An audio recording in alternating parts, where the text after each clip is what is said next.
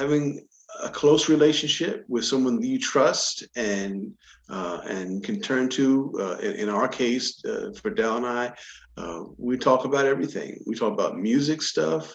We talk about life. We talk about society. We talk about social issues.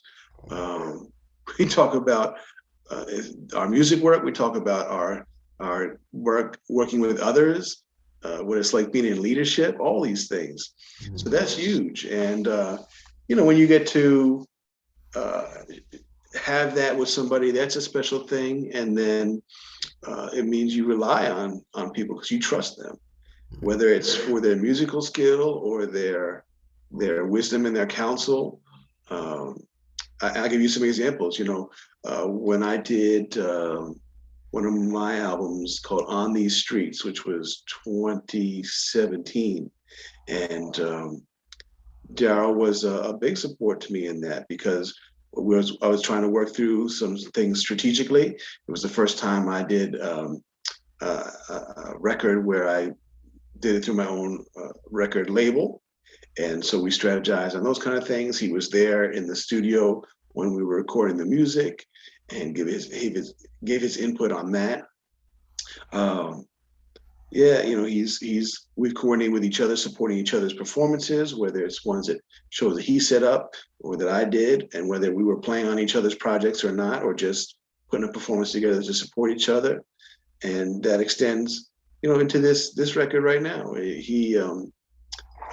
He's doing this album. It's a beautiful record, and it'll be on Stricker Street Records, which is the label I got up and going.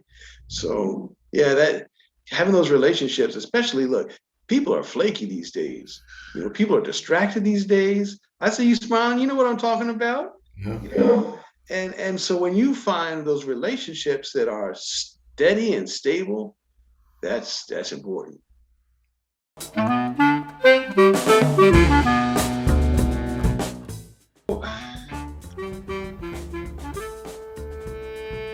I think that this current project of his was one that I kind of got in pieces. First, it began with just my knowing from when we were calling and checking in with each other. He was working on some recordings with a string group. And that was a work that had been arranged for a string quartet, plus him on clarinet. My brother's, working on a new project. I want to hear it. So I said, send me the music. Let me check it out. When I got the recording, he said, hey, here's the final recording. Can you give it a listen? Let me know what you think.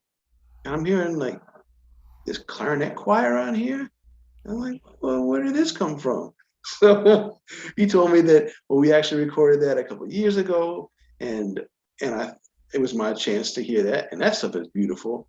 I think that's, it was composed or arranged by a fellow bass clarinetist colleague of ours as well.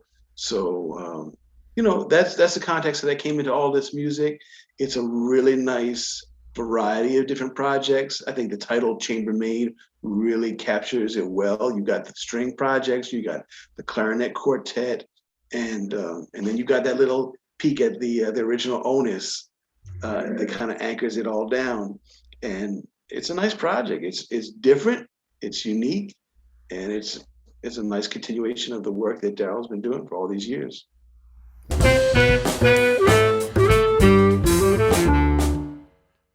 think that the way that the song that I'm on contributes to the concept of Chambermaid is that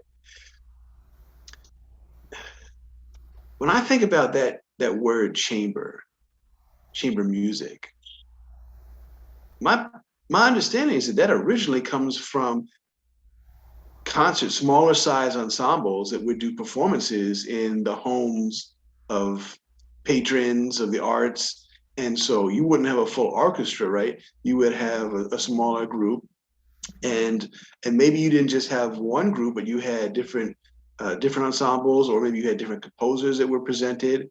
So the concept of chambermaid is both kind of intimate in size, but also kind of suggests a certain variety of material that's being played. And so I think that's reflected with you having the Truesdale composition arrangements with the strings, the Brian Landris work with the quartet, and then you come back to that core of Darryl's group, the Onus, which is his ensemble for years, like 20 years, I think. So that all kind of folds into that intimate, varied setting that's a chamber setting in a lot of ways. I don't know that my concept or understanding of chamber music really impacted the material that I played on.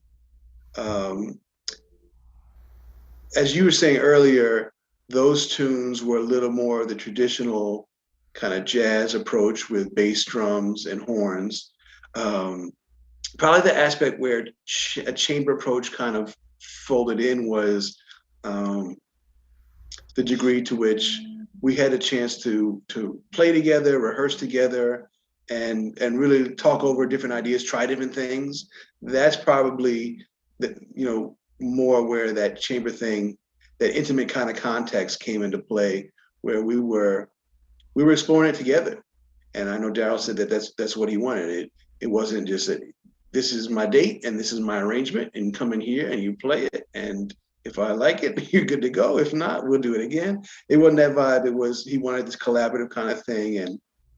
And so that's the degree to which I would say it had kind of a collegial kind of interactive thing that, again, I would associate a bit with the chamber setting, where you're not in a big stuffy concert hall or at a club show where everything is like, okay, we're playing now and this is how it's going to be. There was more of this opportunity to explore and to stop and to say, oh, let's try it a little bit differently here. So that's how it's all playing out. Mm. As you were speaking, I was just thinking.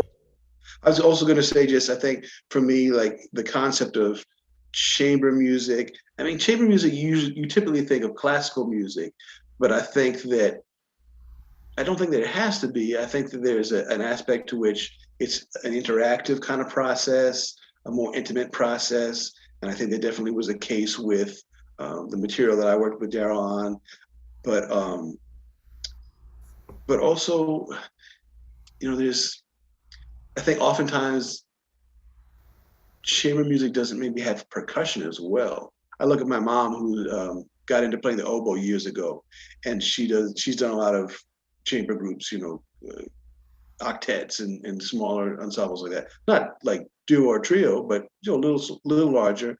But I think a lot of times, with chamber projects, maybe you don't have percussion as much, and certainly the string piece, the clarinet quartet piece, those are reflective of that. By contrast, of course, to the Stevie Wonder song that we play on the album that's got drums in there, and then the kaleidoscope. But even those have that very highly interactive, kind of intimate approach to them as well. So those are some aspects where I see that the chamber concept kind of runs through the whole project.